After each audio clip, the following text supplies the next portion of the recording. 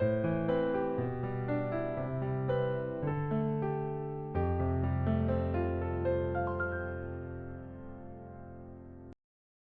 함께 기도하심으로 8월 19일 매일 주심 기도회를 시작하도록 하겠습니다.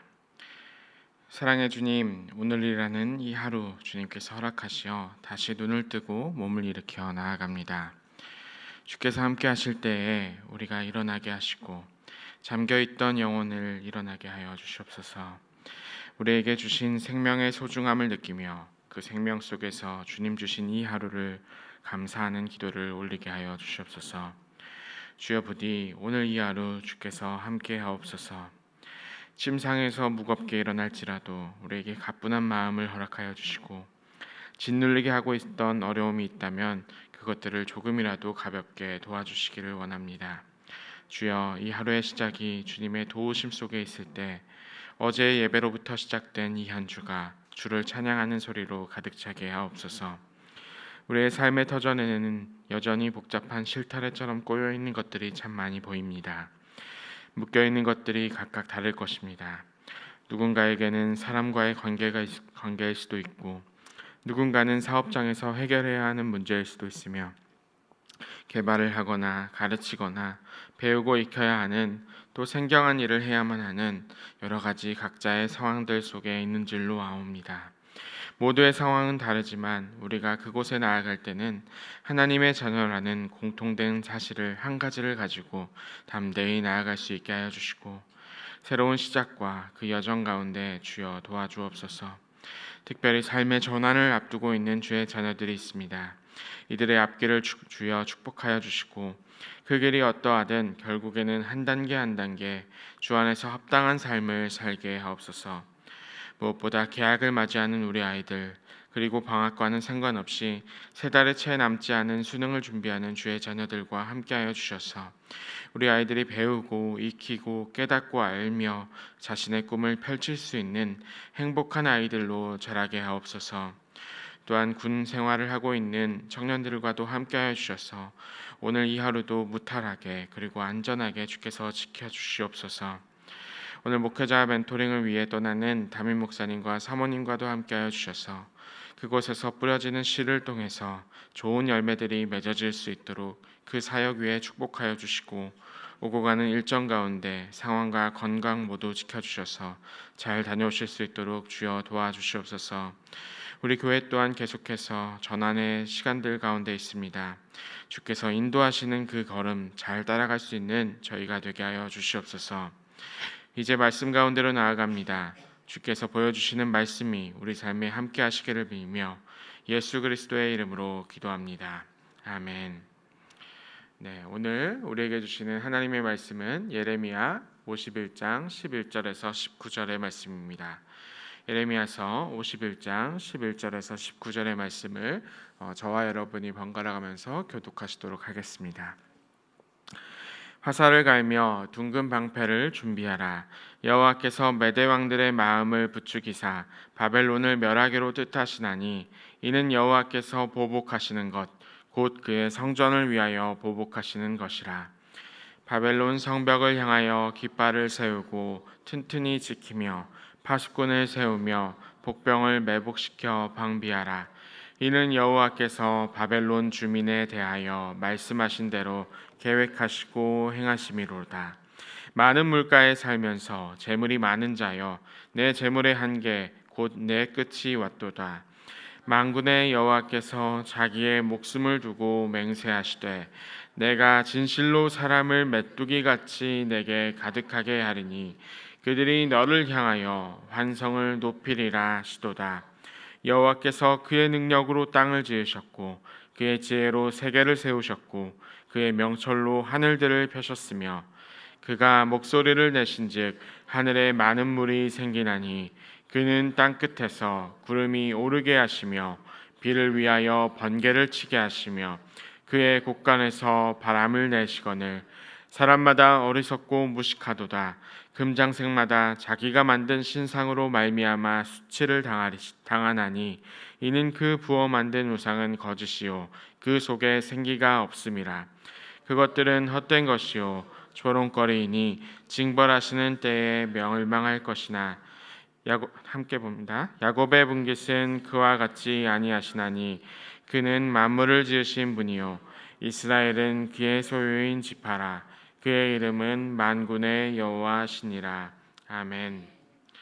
네, 오늘 이 하루 주님의 말씀 가운데서 여러분들을 환영하고 축복합니다.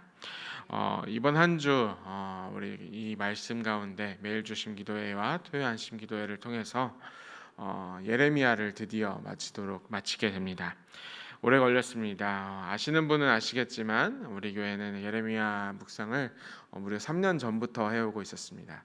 예전에 쓰던 그 묵상집에서 예레미야를 끝냈더니 저희가 묵상집을 바꾸면서 만났던 본문의 여름마다 지금 예레미야를 만나다가 드디어 이제 최종 단계에 오게 되었는데 이 시간을 함께 할 수 있게 되어서 여러모로 기쁘게 생각합니다. 이 마지막 한 주에 여러분에게 하나님께서 드리는 메시지 그리고 주제가 무엇인가 하면은 바벨론에 대한 심판의 메시지입니다. 바벨론은 이스라엘을 결국에 유다를 결국 멸망을 시켰었던 그러한 나라였는데 그 나라에 대해서 하나님께서 다시 한번 심판의 메시지를 하고 있는 것을 듣게 됩니다.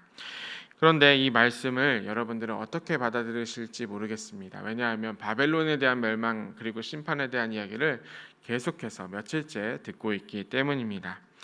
여러분, 이 말씀은 하나님께서 단지 예언을 주셔서 이 말씀이 얼마나 신통방통한가 하는 앞일을 예언하는 말씀으로서 우리에게 주셨던 말씀이었다라고 생각할 수도 있겠지만 예언자가 얼마나 이 예레미야라는 사람이 얼마나 귀신같이 마치 이건 이제 우리나라의 표현이죠. 이렇게 잘 맞추는가라는 표현을 할 정도로 잘 맞춘다를 강조하기 위해서 바벨론이 멸망했음을 강조하는 그러한 본문으로 읽혀질 수도 있겠지만 사실은 우리는 여기에 대해서 조금 더 한 차원 더 나아가서 하나님의 마음이 무엇인지 하나님께서 왜 예레미야를 통해서 바벨론의 멸망을 이야기하는지를 생각해 볼 필요가 있습니다. 하나님께서 우리에게 이 바벨론의 심판의 메시지를 던지는 가장 중요한 까닭 중에 하나가 무엇인가 하면은 하나님께서 역사를 어떻게 운행하고 계신지 역사를 어떻게 이끌고 계신지를 알아야 한다라는 사실입니다. 왜냐하면은 하나님은 단지 예레미야 시대의 유다의 백성들에게 앞으로 일어날 일이 무엇이니 이 미래에 대해서 너희들이 어떻게 준비하라 라고 이야기하는 것만이 아니라 바로 지금 오늘 우리에게 예전에 그 역사와 그 역사를 통해서 바벨론이 무슨 죄를 지었고 어떠한 상황 중에 있었고 어떻게 멸망하였는지를 돌아보게 하시면서 그 역사를 돌아보고 지금 우리가 해야 할 것이 무엇인가를 전해주고 있는 말씀이다라는 것을 여러분들에게 말씀드리고 싶습니다. 이것을 분명히 우리가 정리를 하고 새길 때 우리에게 어떤 변화가 있게 되냐 하면요, 그리스도께서 그리고 하나님께서 우리의 역사를 운행하시고 인도하시고 지금의 우리에게 이르렀다라는 판단을 하게 될 때 바로 우리 안에 있는 그리스도인이라는 정체성이 오롯이 제대로 새겨지게 된다라고 할 수가 있게 됩니다. 그러니까 그리스도의 구원의 역사가 우리의 역사가 될 때에 우리는 우리의 정체성을 하나님으로부터 온 하나님의 자녀이고 그리스도인이라는 그 정체성을 갖게 되는데 그 정체성을 형성하기 위해서 오늘 이 예레미야를 통해서 우리에게 지속적으로 계속해서 말씀하고 있는 것이 무엇인가 하면은 이 역사를 본보기 삼아서 바벨론의 죄를 너희가 따르지 말라라고 이야기하고 있는 것입니다. 그래서 우리는 이렇게 생각해야 합니다. 저는 이제 처음에 이제 이 본문들과 그리고 보통은 준비할 때 일주일 분량을 가지고 같이 준비를 하고 계획을 하고 어떻게 공부할지 어떻게 묵상할지를 생각하면서 계속해서 묵상을 드리고 기도를 하고 있는데 이런 생각이 드는 겁니다. 왜냐하면은 오늘부터 금요일까지 전부 다 바벨론 심판의 내용입니다. 그래서 이 바벨론의 심판의 내용을 어떻게 전해야 될까라는 생각을 하게 되다가 이런 생각도 들게 되는 겁니다. 하나님께서 괴롭히시려고 작정을 했구나라는 생각이 들기도 했습니다. 성도님들도 괴롭히고 특별히 저도 괴롭히고 이런 마음이 들었지만 하나님께서 이제 묵상을 하다 보니까 주셨던 마음이 무엇인가 하면은 말씀에는 내용도 분량도 중요하지만 그 배치를 하셨던 것도 중요할 때가 있습니다. 성경에는 허투루 창세기, 출애굽기, 레위기, 민수기, 신명기 이렇게 지나가는 것이 아니라 그 성경들을 배치했던 그 배치의 순서도 중요할 때가 있는데 하나님께서 예레미야를 이렇게 배치를 하셨고 그 말씀들을 여기에다가 배치하신 까닭이 무엇인가?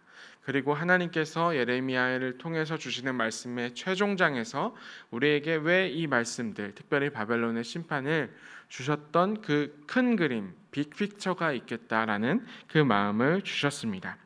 그래서 그 빅픽처 속에서 첫 번째로 우리가 경험해야 되고 바라봐야 될 것이 무엇인가 하면은 바벨론이 얼마나 큰 나라였고 큰 도시였냐라는 것을 보여드리고 싶습니다. 요즘 세대에서 그 어떤 문화나 그리고 장소나 이런 것을 표현할 때 한 가지 이제 형용사 그런 신조어가 있는데요. 힙하다라는 신조어가 있습니다. 힙하다라는 게 뭔가 하면은 생소할 수도 있으실 텐데요. 힙스터스럽다라는 그러한 어원이 있는데 이런 것들은 생각하지 마시고 힙하다, 젊은이들이 힙하다라는 말을 쓸 때 젊은이들은 어떤 생각으로 힙하다라는 말을 쓰냐면 어떤 것이 새롭게 문화를 선도하고 있고 굉장히 최고로 뛰어나다라는 그러한 마음을 갖고 있는 것에 대해서 대상에 대해서 힙하다라는 표현을 쓰게 됩니다. 그래서 이 힙하다라는 표현에 여러 가지 옷에 힙하다, 패션에 힙하다, 노래에 힙하다, 아니면 심지어는 장소나 도시에 힙하다, 교회에도 이제 젊은이들은 힙하다라는 표현을 쓰기도 합니다. 그런데 이렇게 힙하다는 표현을 설명드렸던 이유가 뭐냐면 이 바벨론이라는 이 도시에서 형성되었던 이 나라와 이 바벨론이라는 도시는 그 당시에 가장 힙했던 도시였다라는 것입니다. 그 힙했던 이유가 무엇이었나 하면은 제가 한번 조감도 하나를 보여드리도록 하겠습니다. 이게 너무 작게 보여서 잘 보이시지 않을지 모르겠는데 이 가운데 흐르는 유프라테스 강의 사이로 빽빽하게 도시가 엄청나게 큰 도시가 형성이 되어 있습니다. 인류 역사상 최초로 인구 20만을 돌파했었던 도시가 바벨론이었습니다. 그리고 한 가지 더 예상도이긴 하지만 조감도를 보여드리도록 하겠습니다. 바벨론은 무려 기원전 1500년경부터 지금 우리가 그 말씀을 듣고 있는 기원전 600년경 시대까지 이르게 되면은 이렇게 정말로 엄청나게 거대한 도시를 형성하고 당대 최대의 문화의 집결지였다라고 보시면 됩니다.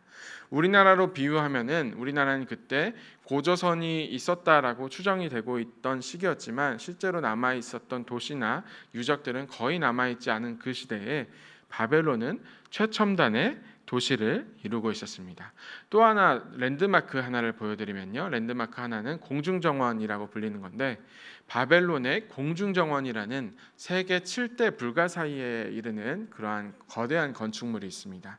무려 높이 20m에 이르고 그리고 여기는 이제 폭이 123m로 이루어진 그러한 건축물인데 이 건축물이 계단으로 이렇게 이루어지면서 그곳에 정말 아름다운 정원을 만들어 놓은 것입니다. 그러니까 어떤 건축물이 다른 목적에 있는 게 아니라 느부갓네살 왕이 자신의 그 왕비를 위해서 정원을 꾸미기 위해서 어마어마하게 거대하고 높은 건축물을 지었었다라는 기록이 있습니다. 그러니까 이러한 것을 보게 될 때 우리는 어떤 것을 보게 되냐면 이 바벨론은 당대 최대의 건축 기술과 재력을 가지고 있었던 곳이었고 그것을 이뤄낼 수 있었던 왕 또한 어마어마한 힘을, 권력을, 재정을 가지고 있었던 곳이었다라고 볼 수가 있습니다. 그렇다면 오늘날에 빗대면 이곳이 어디라고 할 수가 있을까요? 오늘날에 빗대면은 세계적으로 가장 힙한 도시가 어딘가 하면은 뉴욕이라고도 할 수 있고요. 또 런던이나 파리라고도 할 수 있고요. 이러한 도시들이라고도 할 수 있겠는데 우리나라로 비유하면은 서울이라고 볼 수가 있을 것 같습니다. 그러니까 이 서울이 요즘 시대에는 우리 그 K 문화 이런 게 많아지면서 굉장히 힙한 도시가 세계적으로 힙한 도시가 되었다라는 평가가 있는데요. 그만큼 굉장히 압도적으로 문화적으로 커지고 재정적으로 거대해진 그러한 국가가 되었다라는 것을 그러한 도시가 되었다라는 것을 볼 수가 있게 됩니다. 그래서 이 바벨론과 서울의 유사성이 무엇인가 하면은 이렇게 볼 수가 있습니다. 모두가 다 살고 싶어하고 모두가 다 그 도시에서 가장 높은 곳에서 이루고 싶어하고 자리 잡기를 원하고 성공하기를 원하는 그러한 도시가 되었다라고 생각을 할 수가 있습니다. 서울대에 조영태 교수라고 인구학 교수가 있는데요. 인구학 교수 이 조영태 교수님이 우리나라의 사회를 진단하면서 요즘 되게 이제 출산율이 굉장히 낮지 않습니까? 출산율이 가장 낮은 이유 중에 하나가 무엇인가 하면은 서울에 우리나라의 모든 것들이 집중되어 있기 때문이다라고 진단을 한 결과가 있습니다. 그러니까 유독 한국인들은 서울에 자리를 잡아야만 하고 그곳에서 생활을 해야 하기 때문에 우리나라에서 많은 이들이 힘겹게 살아가고 있고 그곳에서 뿌리를 내리기 어려워하고 특별히 아이를 낳지 않는 사회가 되었다라고 이야기를 합니다. 비록 저는 지금은 남양주 시민으로 살아가고 있지만 어쨌든 간에 저도 이제 고향을 떠나서 상경하여서 이곳에 자리 잡기 위해서 노력했었던 지난 과거가 있습니다. 그러니까 오늘날 사람들의 눈에는 이 바벨론의 시대와 마찬가지였던 겁니다. 이 바벨론의 거대한 그 최첨단의 문화와 그리고 재력과 그 상황 앞에서 그곳에 가야만 세상의 모든 것들을 선도할 수 있고 그것들을 누릴 수 있다라고 생각했었던 그 문화가 그때에 있었고 그것이 지금의 시대에는 전혀 다르지 않습니다. 전혀 다르지 않게 뭐로 가든 서울로 가야 된다라는 이야기가 있을 만큼 그곳을 중심으로 가장 우리 사회의 높은 곳에 피라미드를 향해서 달려가는 그 모습으로 그 상황으로 우리는 여전히 살아가고 있게 되는 것을 보게 됩니다. 그러니까 하나님께서 오늘 우리에게 이 말씀을 이 바벨론에 빗대어서 이 말씀을 주시고 있는 까닭이 무엇인가 하면은 우리의 지금 상황도 우리의 지금 사회도 크게 다르지 않은 모습으로 살아가고 있기 때문입니다. 그런데 하나님은 말씀을 하십니다. 이 바벨론이 얼마나 크고 바벨론이 얼마나 웅장한 도시를 짓고 거대한 공중정원을 짓고 큰 문을 만들 만큼 강력한 그러한 힘을 갖고 있었던 그러한 도시고 나라였지만 그것은 나에게는 여호와 하나님에게는 아무것도 아니다라고 말씀을 하고 계십니다. 15절의 말씀입니다.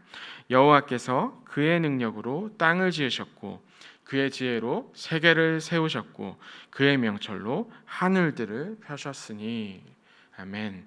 하나님께서 그의 능력으로 땅을 지으셨고 그의 지혜로 세계를 만드셨습니다. 코스모스로 유명한 칼 세이건이라는 과학자가 있습니다. 이 과학자가 1990년에 보이저 탐사선이라는 우주 탐사선을 보냈었는데요. 그때 그 카메라를 돌려서 한 장면만 찍어달라는 부탁을 하게 됩니다. 그 사진 한 장을 남겼는데요. 그 사진을 보여드립니다. 여기 그 프로젝터에는 잘 안 보일 수 있습니다. 실제로 사진에서도 잘 안 보이기 때문인데 저기 그 주황색 광선에 아주 작은 점 하나가 찍혀 있는데 잘 보이지 않습니다. 이 사진의 제목이 무엇인가 하면은 창백한 푸른 점입니다. 우주에 나가서 지구를 향해서 사진을 찍었는데 지구가 거의 먼지 한 톨에 지나지 않게 보이지 않는 그러한 사진입니다. 그러니까 화면으로는 아무리 우리가 열심히 보더라도 우리가 우주에서 보더라도 사실은 이렇게 우리가 크게 느끼고 있는 이 지구는 사실은 창백한 푸른 점에 지나지 않았다라는 그러한 메시지를 던져주고 있는 사진입니다. 우리 하나님에게는요, 바벨론은 그리고 온 땅과 이 서울과 뉴욕이나 아니면 거대한 건축물이나 세계의 많은 것들은 사실은 이 창백한 푸른 점에 있는 작은 먼지에 지나지도 않을지 모릅니다. 하나님의 신비는, 하나님의 능력은 거대한 건축물이나 재령이나 아니면 힘에서 오는 것이 아닙니다. 우리 하나님은 온 땅에 어떤 것도 비교할 수 없이 크신 이 세계를 지으신 하나님이십니다. 여호와 하나님은 우리의 창조주이십니다. 더 기막힌 사실은요, 하나님께서 우리의 창조주이신데 우리를 구원하기 위해서 어떤 방법을 선택하셨냐 하면은 하나님이 보시기에는 작은 세계 가운데 우리의 눈으로 크게 보이는 것을 선택한 것이 아니라 더 작아지는 것을 선택하셨던 것입니다. 하나님은 이 세계 가운데, 이 지구 가운데 가장 작은, 가장 낮은, 가장 소외된, 가장 힘들고 어렵고 어두운 곳 가운데 가장 작은 연약한 아기의 몸으로 우리를 구원하기 위해서 오셨다라는 사실입니다. 여러분, 우리에게 하나님은 창조주이시면서 구원자이십니다. 오늘 저와 여러분 이것을 기억하시면 좋겠습니다. 바벨론과 같은 세상이 우리의 눈앞에 있습니다. 서울이 정말로 커 보이고 우리 눈앞에 거대한 건축물들이 앞에 이렇게 우리를 둘러싸고 있는 것처럼 보이고 그보다 더 큰 세상과 사회가 우리를 짓눌려서 우리가 일어서지 못하게 하는 것처럼 보일지라도 하나님은 우리의 창조주이십니다. 동시에 하나님은 가장 작은 자로, 세상의 원리와는 상관없이 가장 낮은 자로 오셨던 그러한 예수 그리스도로 오셨던 하나님이시라는 사실을 기억하시면 좋겠습니다. 이것들을 기억한다면 세상 앞에서 우리는 쫄 필요도 없고 우리는 당당하게 나아갈 수가 있을 것입니다. 사랑하는 여러분, 우리 하나님은 창조주 하나님이십니다. 그 하나님 기억하시는 이 하루가 되시기를 주님의 이름으로 축원합니다. 함께 기도하시겠습니다. 우리를 지으시고 인도하신 하나님, 하나님께서 우리의 창조주시라는 사실이 우리에게 위안이 됩니다. 하나님께서 세상의 창조주시라는 사실이 세상의 평안이 됩니다. 하나님께서 우리의 구원자라는 사실이 바벨론과 같은 거대한 세상 앞에 선 우리에게 안식이 됩니다. 주님, 세상의 것들은 결국 무너질 것이며 세상에서 오는 모든 소리는 하나님이 아닌 우상의 소리임을 기억합니다. 오늘 이 하루 주님께서 우리의 창조주시며 구원자라는 사실을 가지고 당당히 오늘을 살아가게 하옵소서. 그런 하루 살아가는 주의 백성들 되게 하여 주시옵소서. 예수 그리스도의 이름으로 기도합니다. 아멘. 함께 기도하시겠습니다.